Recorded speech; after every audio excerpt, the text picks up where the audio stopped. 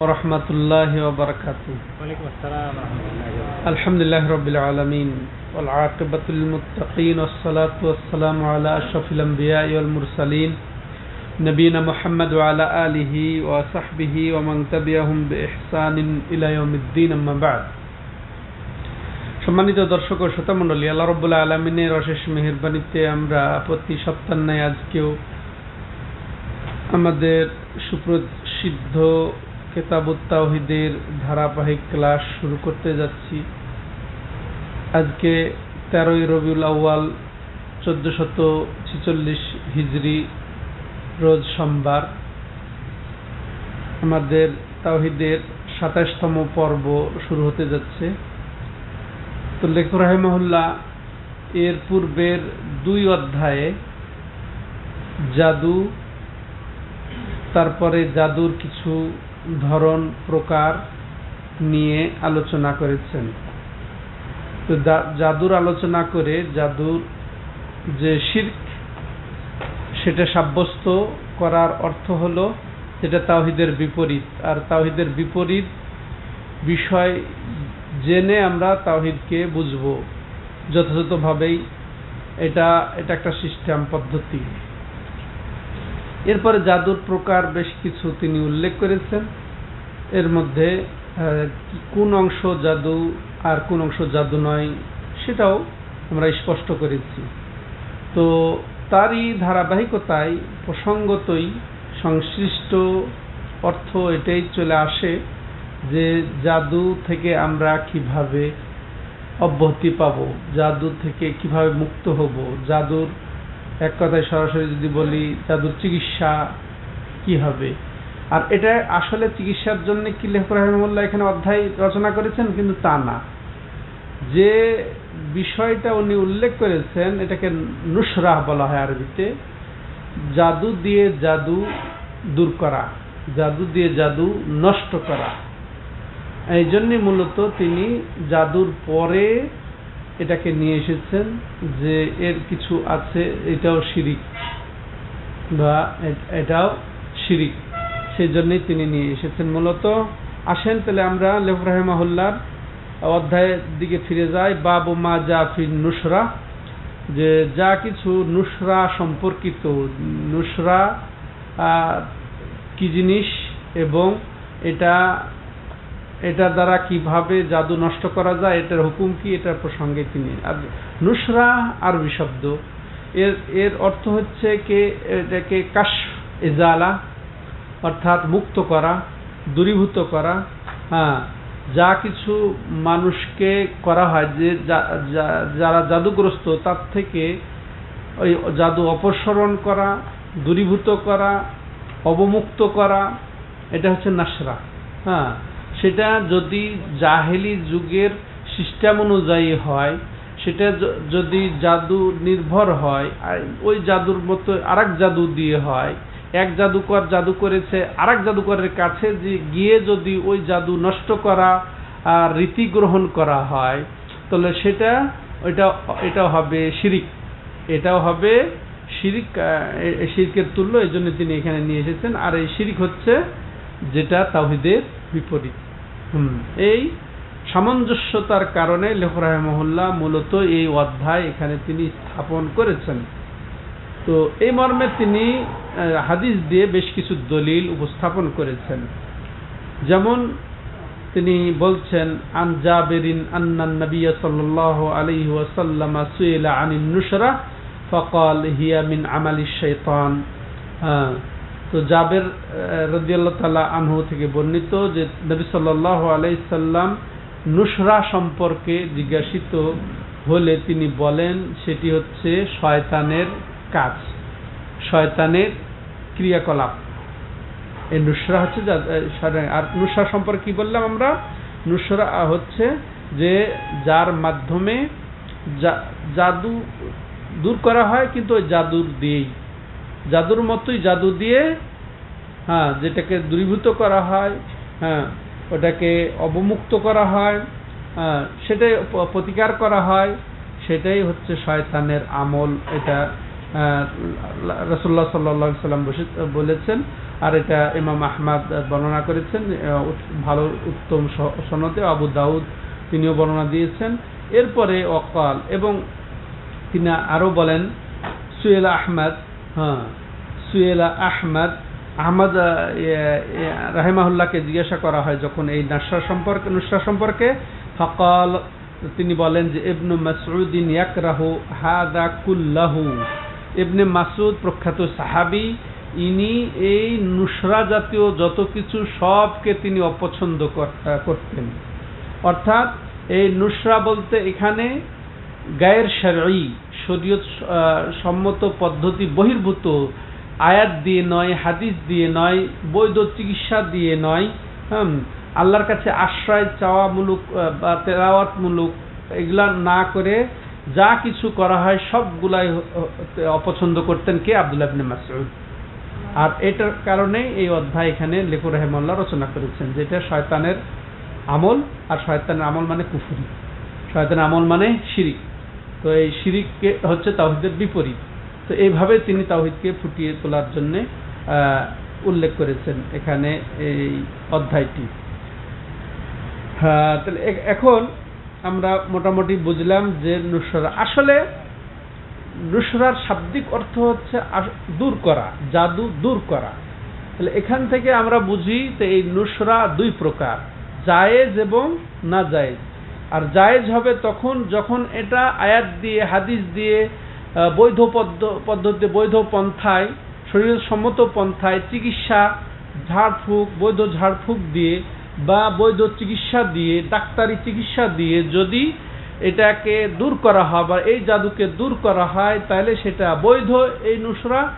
আর যদি এর বিপরীত হয়, যদি জাদুকে ওই জাদুর মতো আরো অন্য কিছু দিয়ে যদি দূরীভূত করার চেষ্টা করা হয়, সেটা হবে অবৈধই শুধু নয়, বরং সেটা শিরক তুল্য, শিরক। এটা আমরা বুঝলাম সম্মানিত দর্শক ও শ্রোতা মণ্ডলী। এবার কারণ এই শিরক তুল্য হওয়ার কারণ হচ্ছে এখানে শয়তানের উপরে নির্ভর করেই এই কাজগুলা করা হয়। এটা শয়তানের উপর নির্ভর করেই করা হয়, এই জন্য এটা জাদুরও অন্তর্ভুক্ত, আর এটা শয়তানকে ব্যবহার করে করা হয়, এই জন্য এটা শিরকও বটে। তাহলে আমরা বুঝলাম এই হাদিসটি থেকে যা আমরা বুঝতে পারলাম যে এই জাহিলি যুগে এই জাদু যে দূর করা হতো, জাদু নষ্ট করা হতো, এইসব আমলগুলা এগুলা নিষিদ্ধ। যে পদ্ধতিতে জাহিলি যুগে করা হতো এখনো যদি ওই পদ্ধতিতে করা হয়, অর্থাৎ শিরকের মাধ্যমে, শয়তানের মাধ্যমে, সেগুলা নিষিদ্ধ। কারণ এটা জাদু, আর এই জাদু হচ্ছে কুফর, জাদু হচ্ছে কুফর। আরো যেটা আমরা জানতে পারলাম এই হাদিস থেকে যে আলেম ওলামাদেরকে জিজ্ঞাসা করতে হবে কোনো কিছু যদি জানা না থাকে, যে বিষয়ে জানা নাই সেই বিষয়ে আলেম ওলামাদেরকে জিজ্ঞাসা করতে হবে। যেমন হাদিসটিতে এসেছে যে নবী সাল্লাল্লাহু আলাইহি সাল্লাম জিজ্ঞাসিত হয়েছিলেন এই নুসরা সম্পর্কে। তাহলে এটাই হচ্ছে পন্থা, না জানলে, অস্পষ্ট থাকলে জিজ্ঞাসা করতে হবে। যেমন সাহাবায়ে কেরাম জিজ্ঞাসা করেছেন রাসূলুল্লাহ সাল্লাল্লাহু আলাইহি ওয়াসাল্লামকে, তেমনি ভাবে আহমদ ইবনে হাম্বলকেও জিজ্ঞাসা করা হয়েছে সম্পর্কে। তেমনি ভাবে তিনি বলেন যে ইবনে মাসউদ রাদিয়াল্লাহু তাআলা আনহু এই সমস্ত কাজ, অর্থাৎ জাহিলি যুগের কাজ, শয়তানি যেগুলা কাজ, এগুলো সম্পূর্ণটাই অপছন্দনীয়, অর্থাৎ হারাম।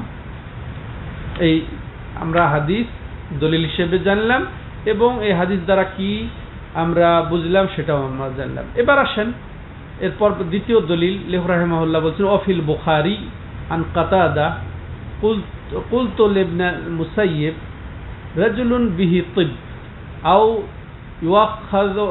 يؤخذ عن امرأته يحل أو يحل عنه أو ينشر قال لا بأس به إنما يريدون به الإصلاح فأما ما ينفع فلم ينهى عنه।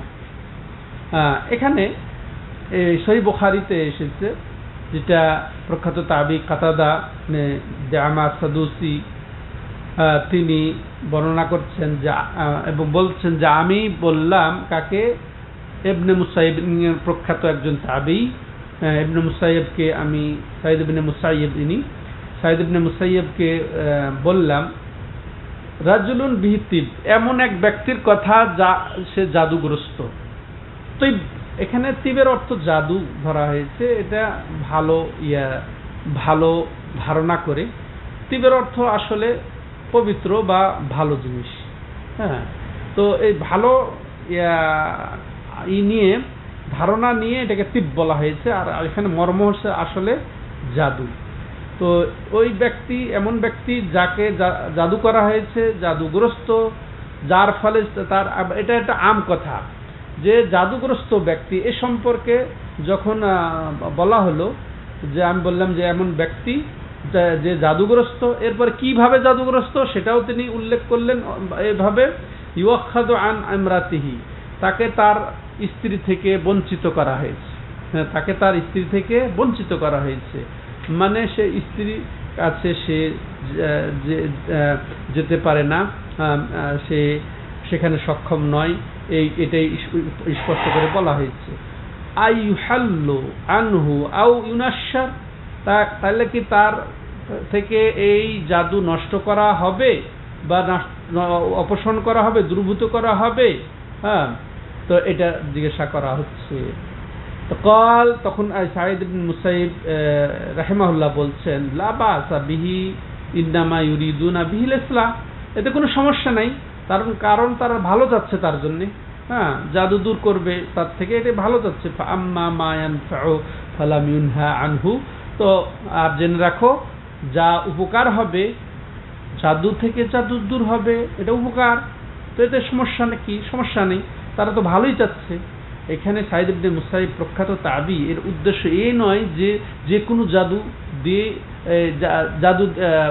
দিয়ে জাদু অপসারণ করা হবে, এটা উদ্দেশ্য তার ছিল না, বরং বৈধ চিকিৎসা দিয়ে, ঝাড়ফুঁক দিয়ে, আয়াত দিয়ে, রাসূলুল্লাহ সাল্লামের যেগুলা চিকিৎসা সেগুলো দিয়ে করবে, সেটা সমস্যা কি? বরং সেটা উপকার, সেটা করতে হবে, এটাই ছিল সাঈদ ইবনে মুসাইয়্যিবের উদ্দেশ্য।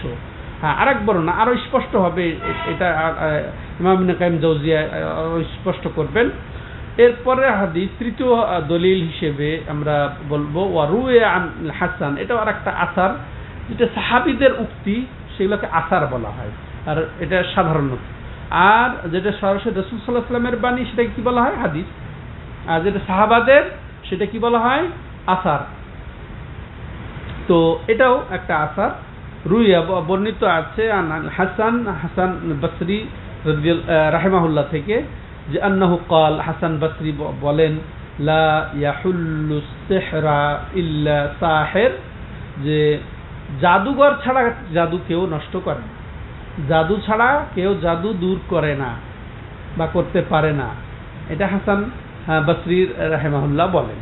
তো এখানে এটা উদ্দেশ্য হচ্ছে কি, আসলে যে যারা অবৈধভাবে জাদুকে নষ্ট করে, দূর করে, এরা জাদুঘরই বটে, জাদুঘর ছাড়া এই কাজটা কেউ করে না। এটা এরপর দেখেন, ইমাম ইবনে কাইয়িম, আল্লামা ইমাম ইবনে কাইয়িম জাওজিয়া রাহিমাহুল্লাহ বলছেন, এই দুই আসার,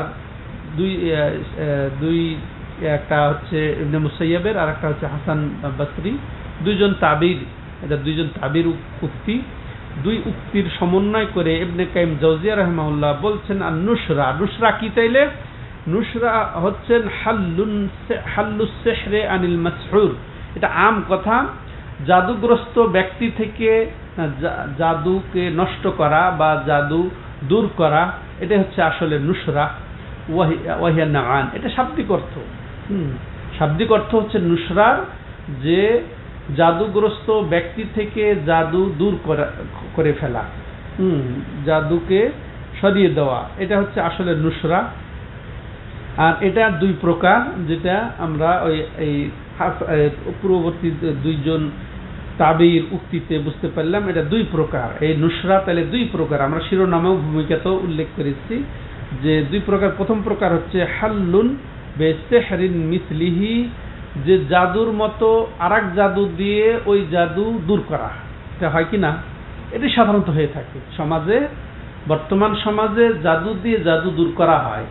এক জাদুকর জাদু করেছে, আরেক জাদুকরের কাছে যে তার মতো বা তার চেয়ে বড় জাদুকরের কাছে গিয়ে ওটার থেকে আরোগ্য কামনা করা হয়, সতর্ক সাবধান। জাদুঘর, মুসলমানদের মধ্যে জাদুঘর পরিচয় কেউ কমই দেয়, নাকি মনে করেন? কমই দেয়। তো আসলে এই যে বৈধ চিকিৎসা বাদ দিয়ে কোরআনের আয়াত, তারপরে নবী সাল্লাল্লাহু আলাইহি সাল্লামের যে পদ্ধতি বা বাস্তবসম্মত যে চিকিৎসা বিজ্ঞান, এই চিকিৎসা বাদ দিয়ে যে তন্ত্র মন্ত্র বা অন্য কিছু আয়াত বাদ দিয়ে অন্য যা অস্পষ্ট বোঝা যায় না এরকম কিছু দিয়ে যদি জাদু নষ্ট করে, তাহলে সেটাই হবে কি, সেটাই হচ্ছে জাদুঘর। সে এখন নাম নেক আর নাম নেক। হ্যাঁ, ও তো বললাম যে নাম পরিবর্তন করে ফেলা হয়, সুদের নাম যেমন পরিবর্তন করে ফেলা যায় ইন্টারেস্ট বলে, মদের নাম ড্রিঙ্ক বলে। হ্যাঁ, তো ঠিক এই জাদুর নামও কিন্তু ভালো করে সতর্ক থাকেন যে জাদুঘর বা জাদুর নামও কিন্তু চেঞ্জ হয়ে গেছে। হ্যাঁ, গণকের নামও কিন্তু চেঞ্জ হয়ে গেছে, কবিরাজ, চিকিৎসক। হ্যাঁ হ্যাঁ, তারপরে এক এক আপনাদের ডিস্ট্রিক্টে এক এক রকম নাম বলে এই সমস্ত চিকিৎসককে, অথচ এরা বৈধ চিকিৎসক নয়। যদি এরা ঝাড়ফুঁক করে তাহলে অবশ্যই তাকে কোরআন হাদিস দ্বারা ঝাড়ফুঁক করতে হবে, শরীর সম্মত ঝাড়ফুঁক করতে হবে। আর এটা যদি না করে, যদি ভিন্ন পন্থা অবলম্বন করে, জিনের সাহায্যে কিছু করে, সেটাই হবে জাদু। তাহলে জাদু নষ্ট করা যদি জাদুর মাধ্যমে হয় তাহলে এটা স্পষ্ট, হ্যাঁ এটা হবে হারাম। হ্যাঁ, সেটা বলছেন। এটা তাহলে এক প্রকার জাদু দিয়ে জাদু নষ্ট করা, এটা ওহুয়াল্লাযী মিন আমালি শয়তান। আর এটা হচ্ছে শয়তানের আমল দিয়ে করে, শয়তানের ক্রিয়াকলাপ দিয়ে করে, শয়তানের সাহায্য করে থাকে, যেটা আমরা আগের অধ্যায়ে জেনেছি। তো আলাইহি ইহমালু কাউলুল হাসান। আর এটাই সাব্যস্ত হয় হাসান বসরি রাহিমাহুল্লাহর কথা দিয়ে, যে হাসান বসরিকে যখন জিজ্ঞাসা করা হলো, বা হাসান বসরি থেকে বর্ণনা আছে, নকল লা ইয়াহুল্লু ইল্লা সাহির, জাদুঘর ছাড়া কেউ জাদু অপসরণ করে না। সেটা কি দিয়ে? ওই শয়তানি কার্যক্রম দিয়ে জাদুঘরই ওই জাদু করে থাকে বা জাদু নষ্ট করে থাকে। তো এটা তাহলে প্রথম প্রকার। ফায়াতাকাররাবুন নাশির, এইভাবে সেই এখানে নাশির বলতে জাদুঘর, সে কি করে? নৈকট্য অর্জন করে। ওয়াল মুনতাশিরু, এবং জাদুগ্রস্ত ব্যক্তিও নৈকট্য অর্জন করে কালে এলা শয়তানি, শয়তানের, বিমা ইউহিব্বু ফায়াবতুলু আমালাহু আনিল মাসহুর, আল্লাহু আকবার। তখন এই কি করে শয়তান? তখন ওই জাদু নষ্ট করে দেয়। ঘটনা শুনেন ভালো করে, যে যখন কেউ জাদুকে নষ্ট করার জন্য জাদুঘরের কাছে যাবে, তো ওই জাদুঘর এবং যে জাদুগ্রস্ত সে অবশ্যই বাধ্য হয়ে হোক আর স্বেচ্ছায় হোক, তখন ওই শয়তানের নৈকট্য অর্জন করার চেষ্টায় থাকে। আর ওর জন্যে, ওর উদ্দেশ্যে জবাই করেই হোক, বা ও যেভাবে বলবে সেভাবেই, তার আনুগত্যের মাধ্যমে হোক, যে আনুগত্য, যে সম্মান আল্লাহর জন্যে করা উচিত, সেটা তার মাধ্যমে করে তার সন্তুষ্টি অর্জন করবে।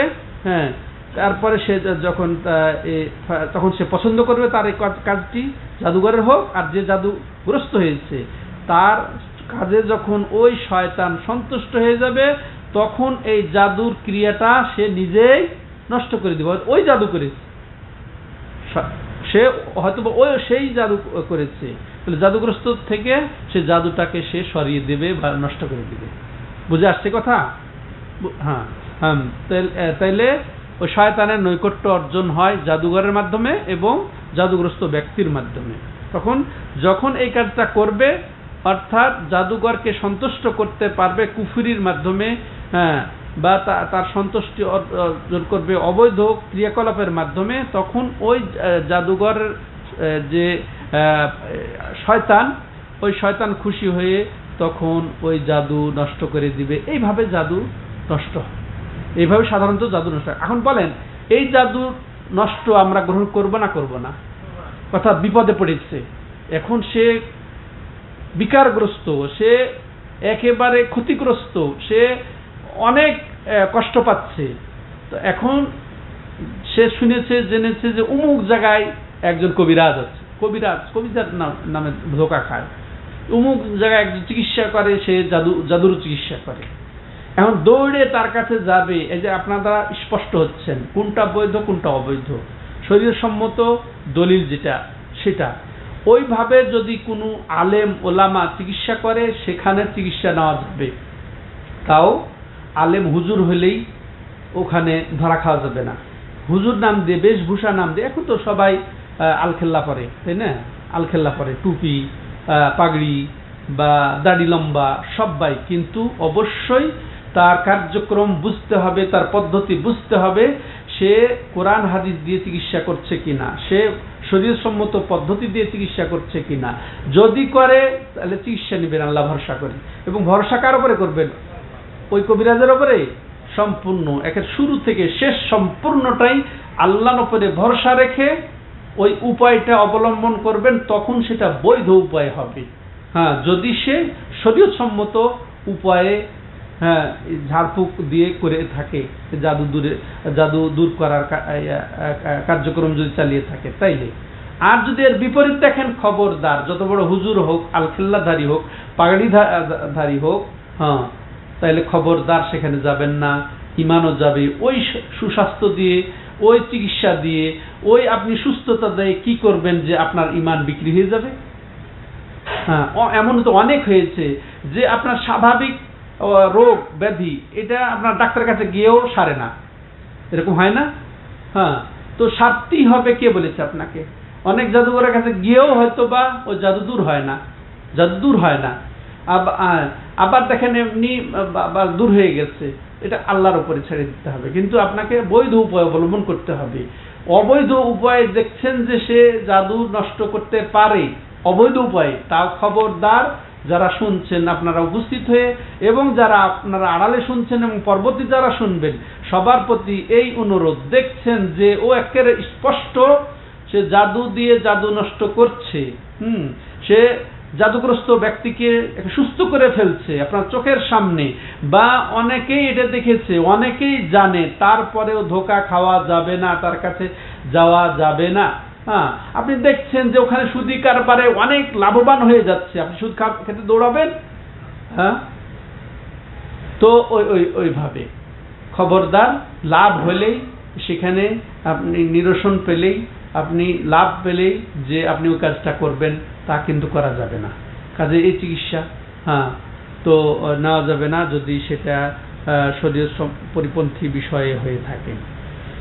দ্বিতীয় প্রকার, এটা তাহলে হারাম জাদু গেল, তাই না? শয়তান নির্ভর করে জাদু দিয়ে জাদু নষ্ট করা। এটা কিভাবে? ওই জাদুঘর এবং জাদুগ্রস্ত উভয়ে যখন এই জাদুঘরের মাধ্যমে শয়তানের নৈকট্য অর্জন করে, ওই যে অনেক কিছু পদ্ধতি অবলম্বন করে, জবাই করে হোক, যে কোনো ভাবে হোক, তখন সেই শয়তান খুশি হয়ে তার কার্যক্রমে, তার শিরকি কার্যকলাপে খুশি হয়ে সে ওই জাদুটাকে নষ্ট করে দেয়। এটা এক প্রকার। দ্বিতীয় প্রকার হচ্ছে নুসরা বির রুকিয়া ওয়া তাউযাত ওয়াল আদওয়িয়া ওয়াদ দাওয়াত ওয়াল আল মুবাহা ফাহুয়া জায়েজ। আর নুসরার দ্বিতীয় প্রকার হচ্ছে যে ঝাড়ফুঁক, যেটা ঝাড়ফুঁকের অধ্যায়ে আমরা শুনেছি, যেটা বৈধ ঝাড়ফুঁক, শরীয়তসম্মত ঝাড়ফুঁক, বা আশ্রয়, এই তাবিজ দিয়েও এই জাদু দিয়ে জাদু নষ্ট না, তাবিজ দিয়েও জাদু নষ্ট করা যায়। এটা এখানে বলেছে তাওযাত, তাবিজ। এই তাবিজ মানে কি জানেন? যেটা ঝুলানো হয়, লটকানো হয়, বাঁধা হয় হাতে, কোমরে, যেটা হুজুররা দিয়ে থাকে, আয়াত দিয়েও যদি হয়, সেটা কিন্তু এখানে উদ্দেশ্য না। তাওযাত, কুল আউযু বিরাব্বিল ফালাক, কুল আউযু বিরাব্বিন নাস, এটা বলি কি বলি না, এটা হচ্ছে তাওযাত, আশ্রয় চাওয়া। কার কাছে? আল্লাহর কাছে, ওই তাবিজের কাছে নয়, এবং যে তাবিজ দেয় তার কাছে নয়। তাহলে এটা হারাম। যে এই তাবিজ, এটা দেখেন ওইখান থেকে এসেছে, আরবি শব্দ এটা। হ্যাঁ, এটা শব্দটা আরবি এবং এটা শরীয়তের শব্দ। এটার অর্থ এই নয় যে ওই যে আমরা তাবিজ বলতে যেটা মাদুলি দিয়ে পুড়িয়ে লিখে, কুল হলো 3 কুল, ফাতিহা, আয়াতুল কুরসি লিখে যে পুড়িয়ে গলায় ঝুলিয়ে দেওয়া হয়, এটা হলেও চলবে না। অন্য তো চলবেই না, অন্যটা ডাইরেক্ট হারাম, অন্য ডাইরেক্ট শিরিক, আর এটাও ঘুরিয়ে শিরিক, এটা ছোট শিরিক। যদি ওই যে আয়াত, হাদিস, দোয়াও যদি দিয়ে, কারণ যত হাদিস এসেছে এ মর্মে সব হাদিসই কোনো খাস করা হয় নাই যে এটা যদি কোরআন থেকে হয় তাহলে জায়েজ, আর কোরআন থেকে না হলে জায়েজ নয়, এরকম কোনো পার্থক্য নেই। হ্যাঁ, এই জন্যে আয়াত দিয়েও যদি এই যে মাদুলিতে পুড়িয়ে তাবিজ দেওয়া হয়, যেটা প্রক্রিয়া, হ্যাঁ, এটা হাতে পরানোর জন্য, গালে পরানোর জন্য, মাজায় পরার জন্য, সেটা জায়েজ হবে না। সে তাবিজ, ওটা অবৈধ তাবিজ বা অবৈধ উপায়, ওইটা না। বরং এই যে বললাম যে আয়াত দিয়ে, হাদিস দিয়ে, দোয়া দিয়ে, হ্যাঁ, বা সরাসরি বাহ্যিক প্রকাশ্য বাস্তবমুখী এবং এটা সবাই জানে, চিকিৎসা দিয়ে, হ্যাঁ, চিকিৎসা বিজ্ঞানের চিকিৎসা দিয়ে যদি হয়, দোয়া দিয়ে যদি হয়, বৈধ আকারে শরীরসম্মত পদ্ধতিতে, সেটা হবে জায়েজ। স্পষ্ট হলো? তাহলে জাদুর চিকিৎসা দুই রকম। এক হচ্ছে অবৈধ, যেটা শয়তানের মাধ্যমে জাদুঘর করে থাকে, ওটা অবৈধ, বরং শিরিক, ওটা হারাম। আর এর বিপরীতে যদি সেটা শরীয়তসম্মত পদ্ধতিতে, কোরআন দিয়ে, তারপরে রাসূলের দোয়া দিয়ে, তারপরে ওই যে বললাম আয়াতুল কুরসি, কুল ফালাক, নাস, এগুলো দিয়ে যদি হয়, তাহলে সেটা হবে জায়েজ। আর এটাই যে দুইটা যে আমরা আসার পেলাম, যে সাঈদ ইবনে মুসাইব রাহিমাহুল্লাহ যে বলেছেন যে ঠিক আছে, এটা সমস্যা নেই, এটাতে কোনো কারণ, তারা তো ভালোই চায়, ভালোই করে, কল্যাণজনক কাজই করছে, অতএব এ ব্যাপারে যা উপকার হয় সেটাই তো করে, অতএব সেখান থেকে নিষেধ করার কিছু নেই। এটা হচ্ছে কোনটা? বৈধ। তাহলে বৈধতা আর বৈধ কি, সেটাও আমরা জানলাম। সম্মানিত দর্শক ও শ্রোতা মণ্ডলী, হ্যাঁ, তাহলে এখান থেকে আমরা যা বুঝার সেটা বুঝেছি। সেটা কি, যে জাদুগ্রস্ত ব্যক্তির চিকিৎসা যদি সেটা বৈধ আকারে হয়, শরীরসম্মত পদ্ধতিতে, যেমন কোরআন তেলাওয়াত, এটা জায়েজ হবে। হ্যাঁ, আর যদি জাদু দিয়ে জাদু দূর করা হয়, সেটা অবৈধ হবে। হ্যাঁ, সেটা হারাম হবে, আল্লাহু আ'লাম।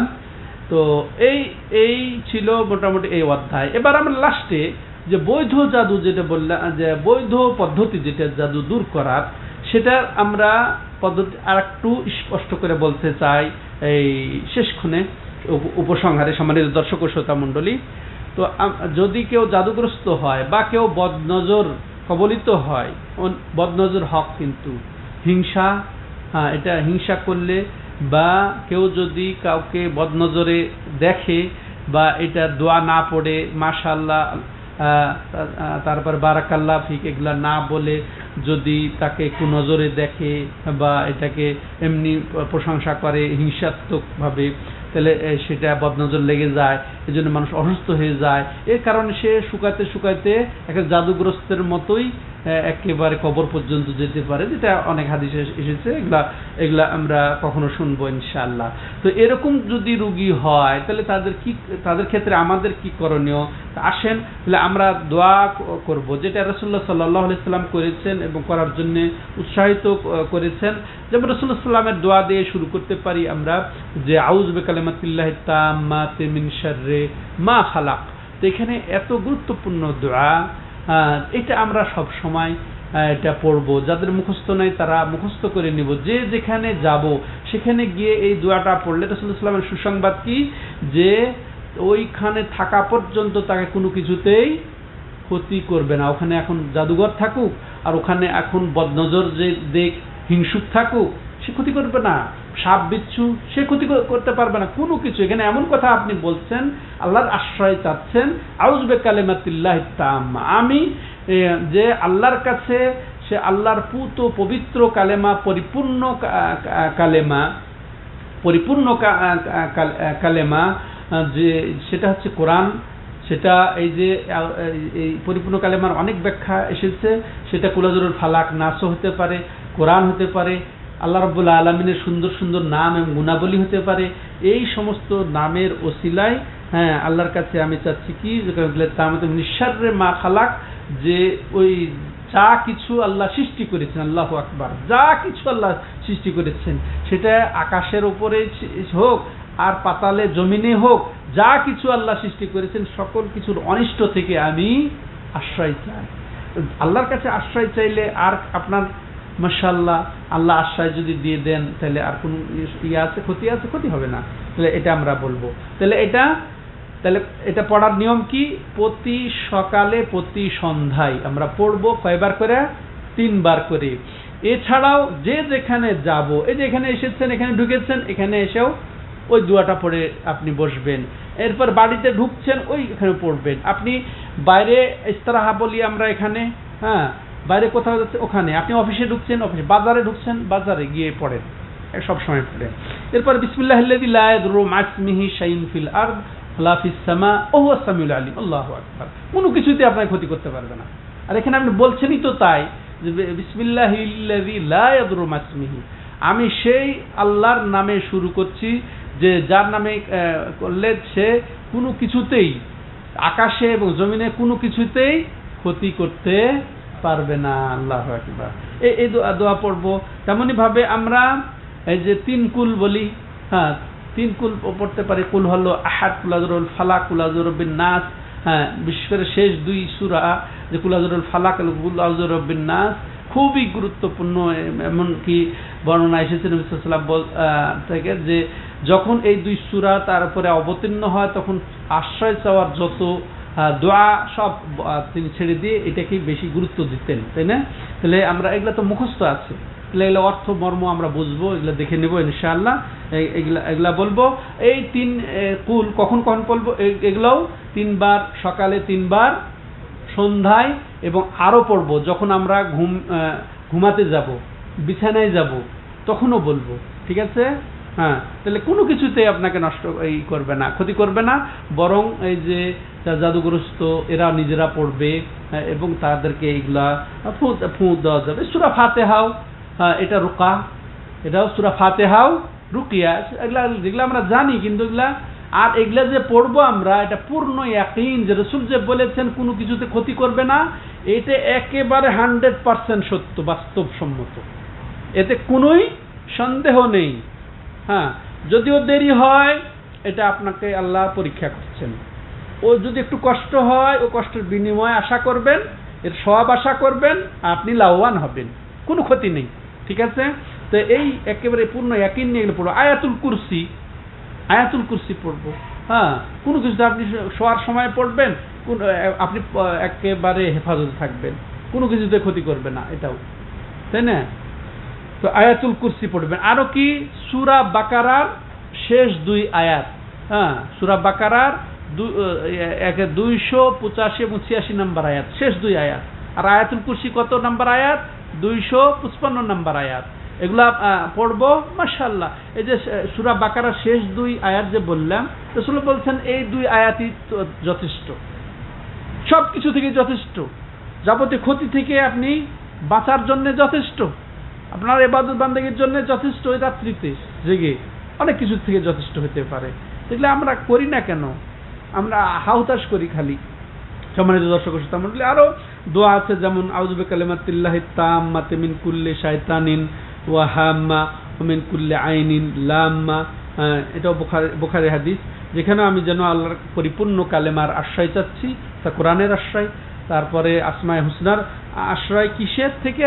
প্রত্যেক শয়তান থেকে আশ্রয়। আপনি শয়তানের ইয়েতে জাদু হচ্ছে, প্রত্যেক শয়তানের আশ্রয় চাচ্ছেন। এবং যত কিছুর বিষ আছে, আপনি শয়তানকে উল্লেখ করলেন, এরপরও হাম্মা, যত কিছু আছে, সেটা সাপ হতে পারে, বিচ্ছু হতে পারে, যত জীব জানোয়ারের বিষ আছে, হ্যাঁ, যে জীব জানোয়ারের বিষ আছে, ওই সব জীব জানোয়ারের ক্ষতি থেকে আপনি চাচ্ছেন।